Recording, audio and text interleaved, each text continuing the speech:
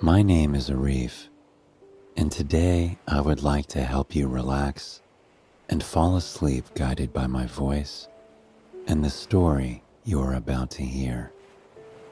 We will dive into the Greek mythology as we go on a journey with Perseus and Andromeda, two lovers destined to be together in a magical world. Before we begin, however, let us take a moment to relax and find comfort in the space that we are in. Allow yourself to sink into your mattress and close your eyes. Allow any tension, anxiety, or worries that you have to melt away as you take your first deep breath in. As you breathe in, I want you to imagine yourself rising up into the sky on a gentle blue wave. As you hold that breath, feel yourself gracefully gliding through the air. Feel the mist brushing over your face, the feel of the refreshing ocean breeze on your face. And as you exhale, I want you to imagine the wave gently lowering down, down, down, down to a peaceful rest on a glassy, clear sea. Breathe in for 1, 2, 3, 4, 5.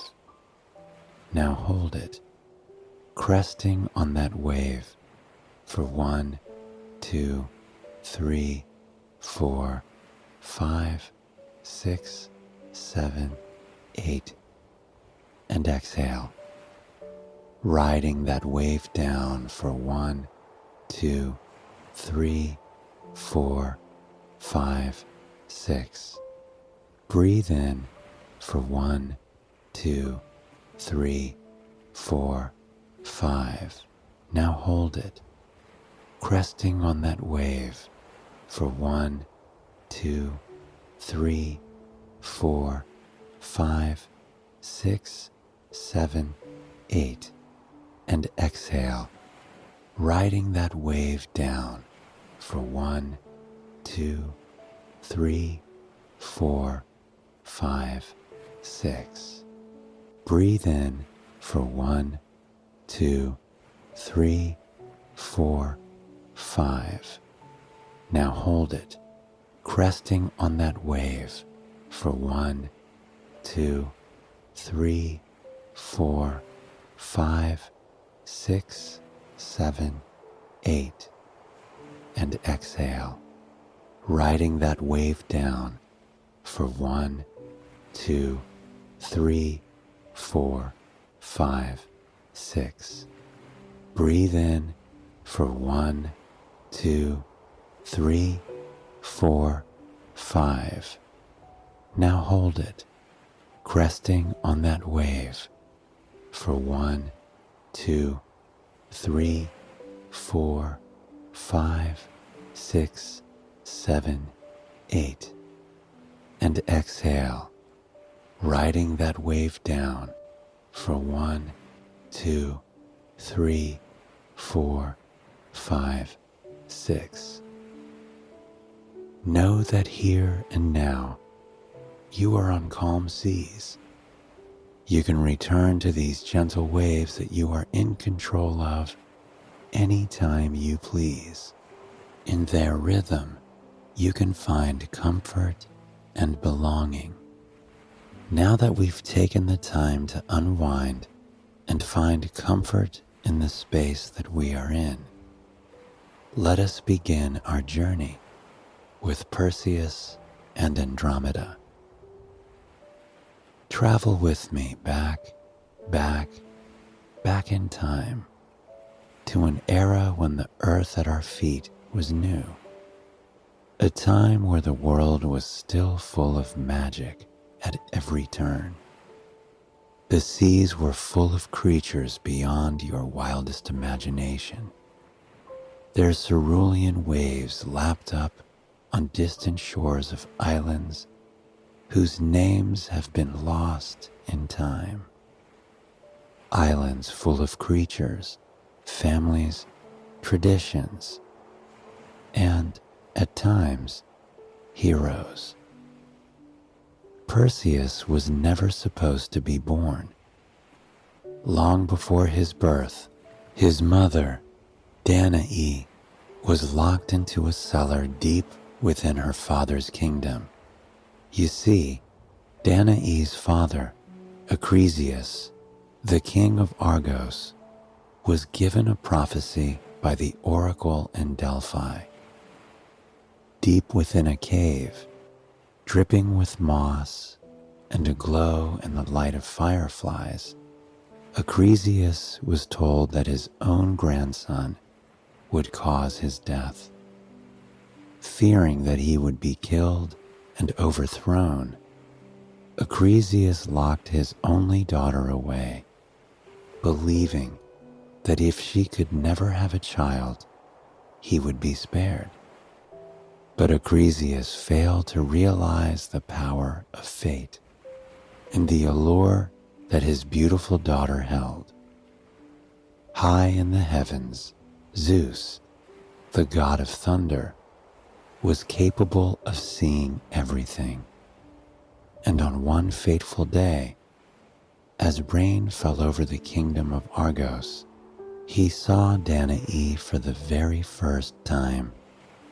He saw her beautiful dark skin that seemed to glow in the lamplight. He saw her long black hair, which she braided nimbly as she sat on the floor of her cellar.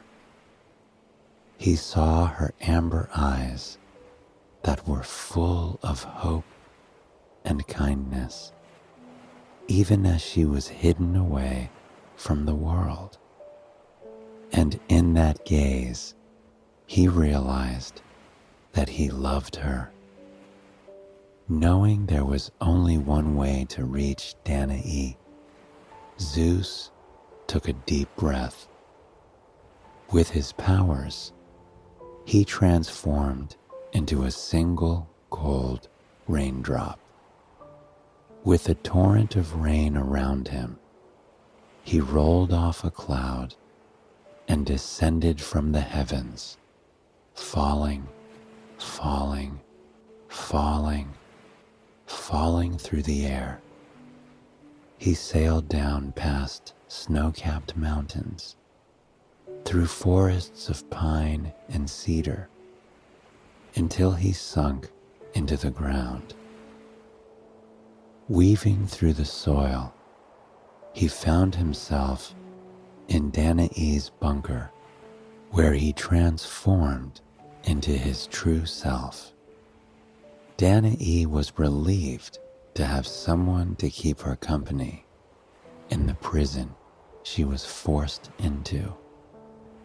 Months later, Danae gave birth to a son, whom she named Perseus. And to her, Perseus was perfect. The first breath he took and the first cry he let out were the sweetest sounds she had ever heard. He was her son. He was the son of Zeus. Her father, however, didn't like hearing the cry. Still fearing the prophecy would come true, he knew he had to act quickly. He took his daughter and his grandson and sealed them in a large wooden chest. As a storm raged on the magnificent and rocky coast, he cast them into the sea. However, Zeus saw this happening. He could hear the cries of his son and of his lover, Danae. Desperate for their survival, he pleaded with Poseidon, the god of the seas, to calm the ocean and deliver his family to safety. Poseidon agreed, turning the dark blue, turbulent seas into calm, glassy water. It was only a few hours later that Danae found herself on the island of Seriphos, and my, what a magnificent new home it would be. The Greek island rose out of the turquoise waters, dotted with reefs. It was a mountainous island with green hills and olive trees as far as the eye could see. The kaleidoscope of blue and green in the water melted into the white sand beaches, which coiled around the edge of the island in a stunning display. Danae stepped out, holding her newborn son against her chest. With a smile, she promised her son that they would have a beautiful life together here, and she made good on that promise. They were taken in by a man named Dictys, who worked as a fisherman and had a fine home high on the mountains of the island. He welcomed them into his family with open arms, promising them they would always have a roof over their heads and food on their table. Perseus had a childhood unlike any other. As the sun rose over the island, painting the sea and sky a stunning display of orange, red, and pink, Perseus would rise from his soft wool bed and spring out into the fresh morning air. He would eat warm buttered bread as he watched the sun rise higher and higher in the sky. He'd smile as the island stirred to life below him. Fishermen set out into the stunning water to do their work for the day. Birds flit between the olive trees and weaved through the lemon groves, exhilarated by the promise of the day. And when it was time, Perseus would run down to the docks to help Dictys on the boat for the day. It was challenging work, but Perseus didn't mind, for in that hard work, he got to soak in the salty sea air and breathe in the satisfaction of a good day's work out on the ocean. During lunch, he would lie back in the boat and gaze up at the sky, dangling his toes in the refreshing water. Sometimes he'd even nap. He'd listen to the sound of the waves lapping the wooden boat as he rocked side to side, side to side, side to side, side to side. In that rhythm and motion, he felt oneness with nature around him. After his work on the boat was done, Perseus would return to the shore. Most days, he would spend the afternoon lounging in the sand by the water. He would lie there, his sun-kissed skin glowing, his mind completely at ease. Some days while he relaxed, he wondered if his father was above in the gorgeous blue sky, watching him with a smile. As Perseus grew older, he wondered if there was more out there besides the small island he had been raised to love and cherish.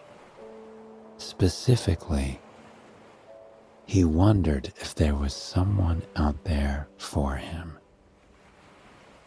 Perseus found himself immersed in books about love and family. He longed to be the partner of someone. He longed to hold a woman in his arms. He longed to cherish her, to protect her, to provide for her in a way that left them both completely at ease. But on the island, there was no match for him. One day, once he was already a fine young man, Perseus was given a difficult task by Polydectes, the brother of Dictys. He urged Perseus to kill Medusa, a fearsome monster with the ability to turn people to stone. Perseus found himself thinking about his father. Zeus would never turn down a task so great, and so Perseus decided that neither would he.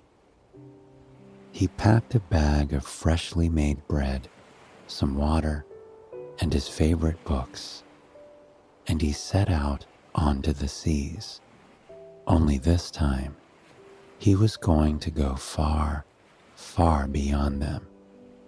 This task, however, was meant to be more challenging than Perseus realized.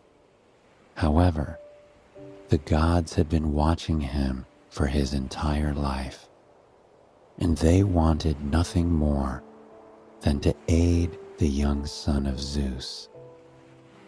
As he sailed across the seas, he was surprised when a flash of radiant, ethereal light encompassed him. In this light, a few of the gods and goddesses stepped forward, looking on the young man with kind eyes. The god Hermes gifted Perseus with a long, curved sword and a pair of his famed winged sandals, promising that they would aid him in his quest. Goddess Athena provided him with a mirror of sleek polished bronze, urging him that the only way to win was by using it. Even Hades, the god of the underworld, provided Perseus with a gift, a cloak of invisibility, which would make his challenging task much easier to complete. Armed with these divine aids, Perseus climbed to the cave of Medusa with ease and confidence. He zipped around Medusa, using his flying sandals and cape to escape her gaze. He used the mirror to lay his eyes on Medusa without ever having to look at her directly, and with the sword, he put an end to Medusa's evil wrath. As Perseus left the cave, he could feel the gods smiling on him.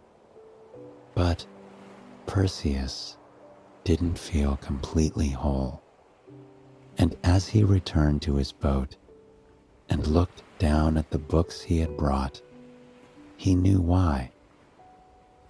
Perseus had proven himself as a son of Zeus, but he felt as though his task was useless without someone special to share it with.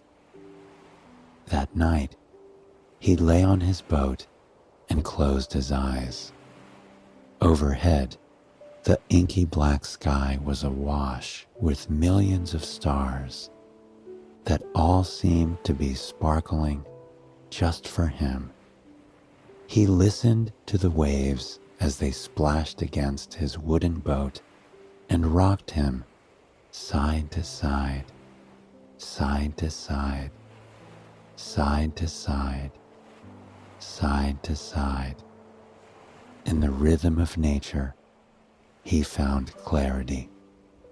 With a gentle whisper, he asked his father if there was someone out there for him. And though he didn't hear an answer, he felt something in his heart. He felt a wave of hope stronger than anything he had experienced in his life thus far.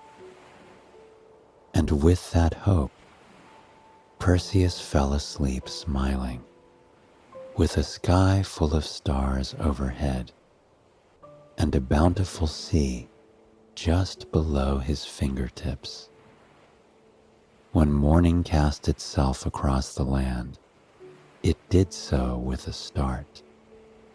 The seas were alive with waves larger than Perseus had ever experienced before. Though he was not afraid, he leaned back in the boat and allowed these waves to guide him through the dark, turbulent waters. And where he found himself was exactly where he was meant to be. In the distance, a misty island rose from the ocean. Massive granite rocks seemed to erupt from the water, peppered with swaths of evergreen moss.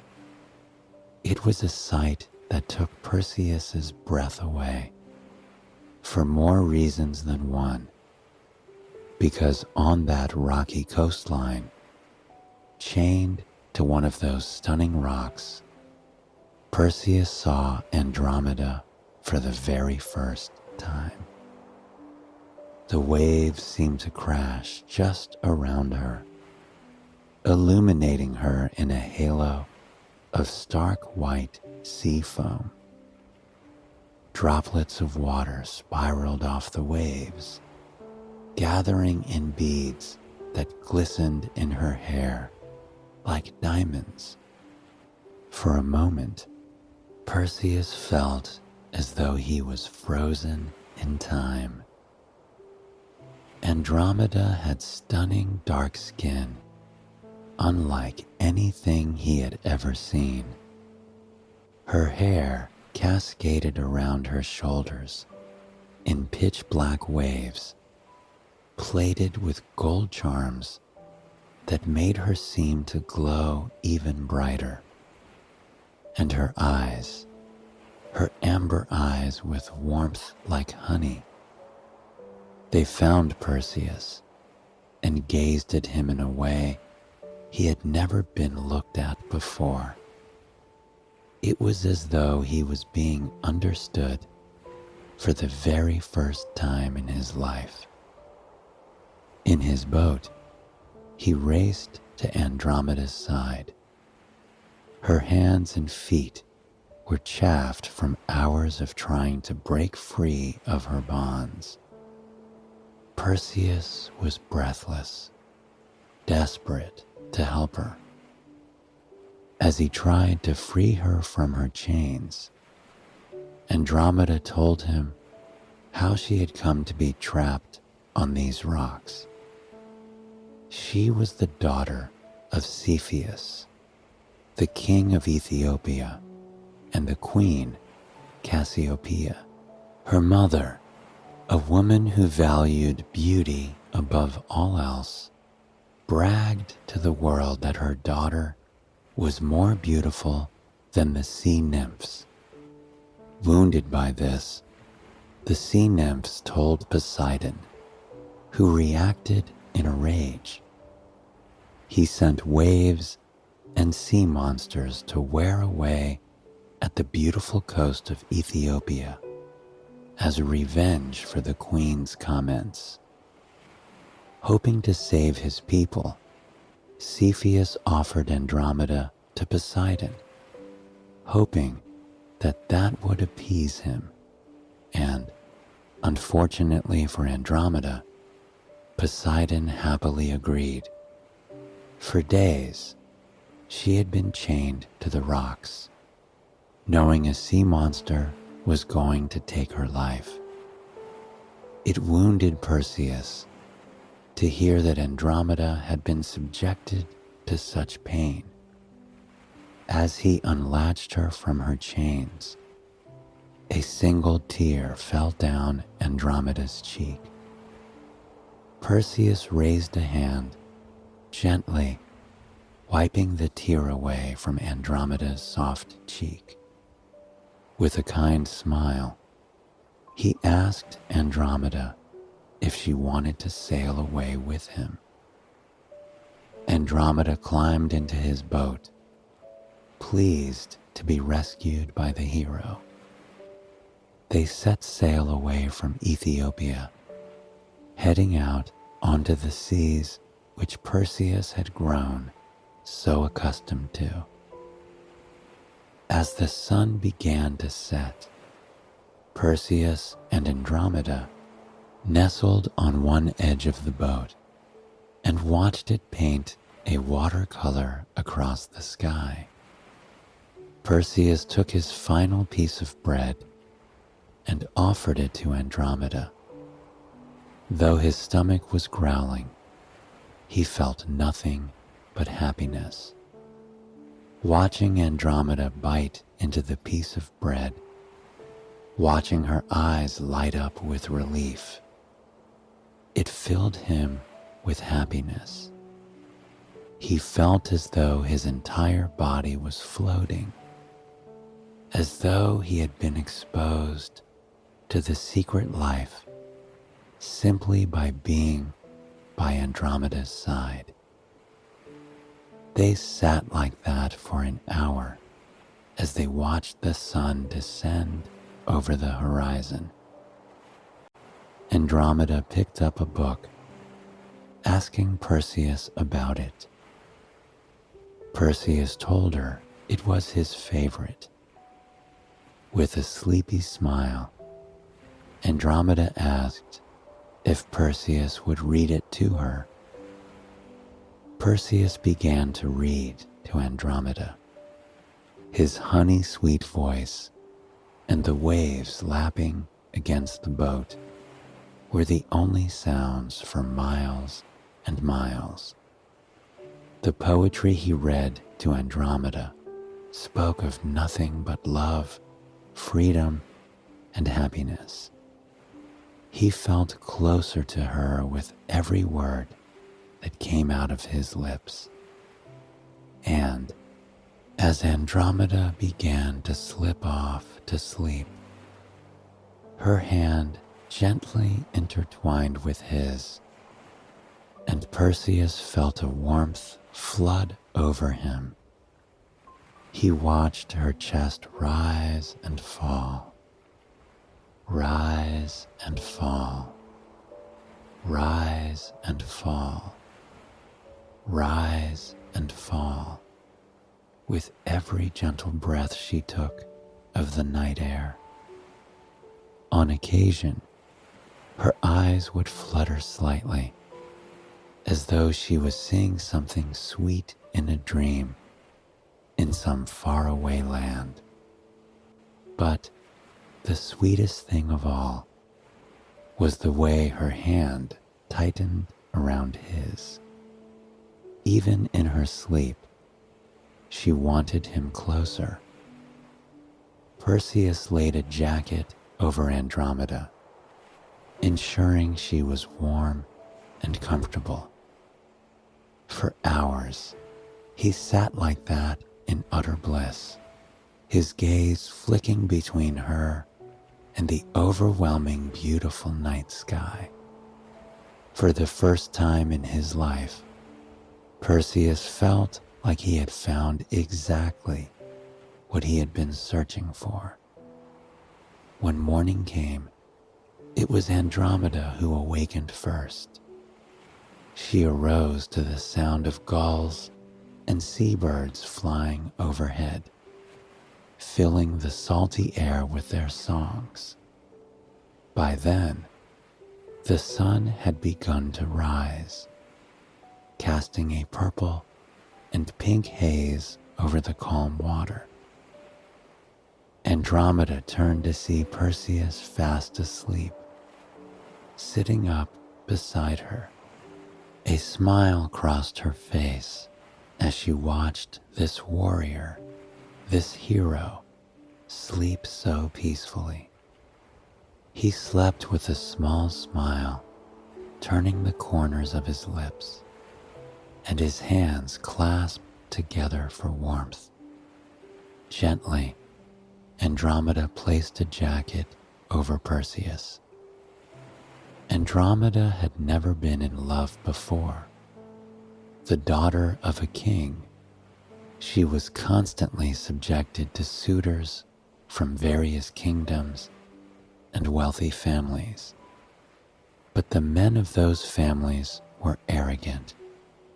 They wanted her as a prize, as a bride they could tout around without truly caring for. Her life with them would be a life surrounded by servants, a life where she could have anything she wanted except for true love and happiness. She was happier on this boat in the middle of nowhere with Perseus than she would be surrounded by lavish meals and rooms of gold with the suitors who had wanted to take her hand. And as the sun splashed across Perseus's face, waking him up, all Andromeda could do was smile at him, a wonderful sight to wake up to. Gently, Perseus took Andromeda's hand. In a soft voice, he told her that he didn't have much. He was a son of Zeus, but he was a simple man. He lived in a modest house. He worked as a fisherman. He didn't have fancy meals or fine things. However, he would be a wonderful husband if she would only have him. She would never worry, never feel unwanted or unloved. For the rest of her life, she would be cared for. He would read to her every day, watch the sun rise with her every morning, and hold her as she fell asleep every single night. Tears began to fill Andromeda's amber eyes. She wrapped her arms around Perseus, pulling him into an embrace. She cried, telling him that she wanted nothing more than a pleasant, peaceful life with him. She didn't need luxurious things. She didn't need a fancy title. She just wanted the kind man who had rescued her and read her poetry as they sailed across the seas. With full hearts, the two set sail for Seriphos, where they intended to make beautiful lives for themselves. When the island came into view, Andromeda could hardly believe how truly stunning it was. It was an oasis, almost a fantasy land, like something she had read about in books. As soon as they docked in the harbor, Andromeda felt at home. She stepped barefoot into the sand and felt it wrap around her, as though welcoming her to the island and allowing her to be part of it. When Danae spotted her son, she ran to him with tears streaming down her cheeks. She embraced him, grateful that he had come back. Polydectes had sent him on the mission so he wouldn't return, hoping that that would make Danae want to marry him. Using Medusa's head, Perseus turned Polydectes to stone, finally ridding his mother of Polydectes' unwanted affections. For the first time in a while, they were free. When Danae laid eyes on Andromeda, she felt as though it was the daughter she had been waiting her whole life for. The two sat by the sea for hours, discussing their lives as the daughters of kings. They felt understood, instantly connected by the troubling past they had both been forced to endure, by the weight that the title carried for them. By the end of the conversation, the sun was beginning to set. Danae kissed Andromeda on the cheek, welcoming her to the family. That night, by a crackling fire high in the mountains, Andromeda and Perseus had their wedding. The chilly night air was full of the simple, emotional melody of hundreds of crickets singing to the stars. The fire seemed to join in on the song, crackling and swaying with every gust of wind and every new piece of wood laid over its embers. Perseus held Andromeda's hands as they declared their love for one another. Just a year ago, Perseus had been utterly alone. Life on the island hadn't been bad, but there was something missing. He was a man, the son of a god, but he was nowhere near whole until Andromeda came into his life. And Andromeda never knew what true happiness was until she met Perseus. Her life had been all about presentation, all about being the perfect daughter of the kingdom. Now she was free. On this island in the middle of the sea, she found what she had always been searching for. She knew, deep in her bones, that this wasn't a random occurrence. This was fate, and she felt blessed to be experiencing it. After their wedding, the two sat down for an impressive feast as the Milky Way swayed and danced overhead.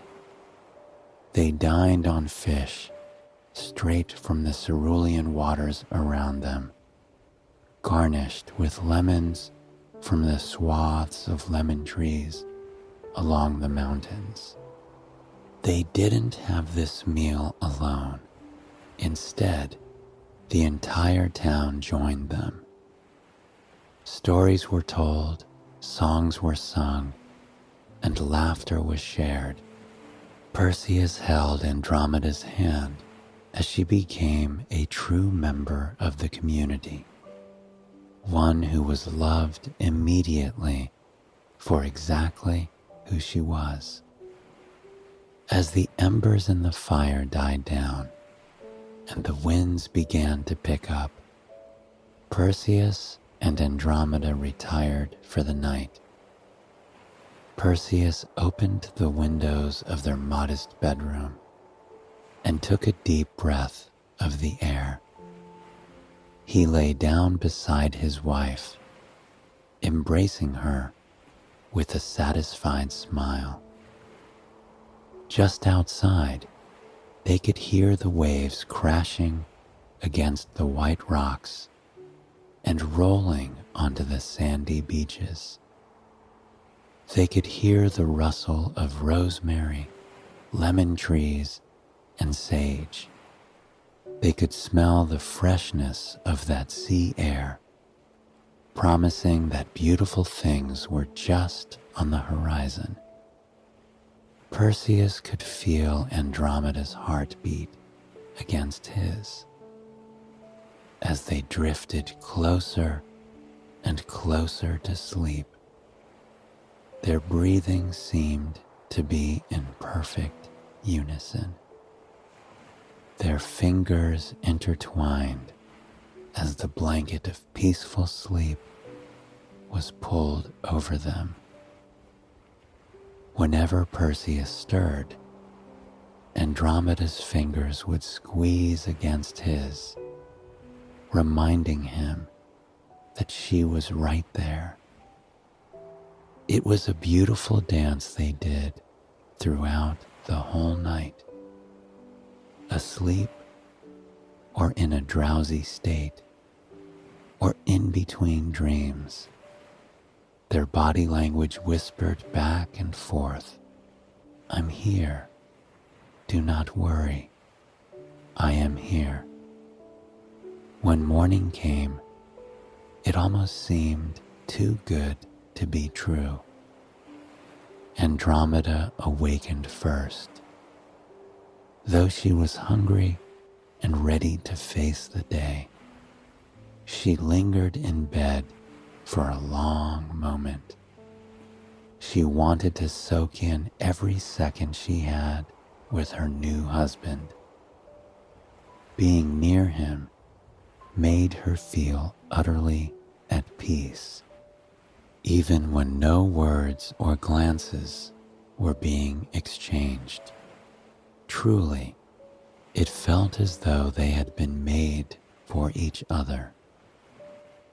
When the time finally came for Andromeda to get up, she slipped into the kitchen and prepared a modest breakfast. By the time she was done, Perseus awakened and followed her out onto the deck, where they sat on some rocks overlooking the island. They watched the sun rise over the water. Below, they watched the island stir to life. Fishermen got in their boats and set off over the orange and pink water, casting their nets into the ocean, hoping to get their bounty. Birds weaved between the orange groves and the lemon trees, carrying the fresh smell of citrus with them everywhere they dared to go. All around, the sounds of people cooking and stepping out to greet the day could be heard. The crack of a door, the sizzle of a pan, the laughter of a child. For an hour, they sat there on those rocks, picking at their breakfast and showing gratitude for the beautiful island around them.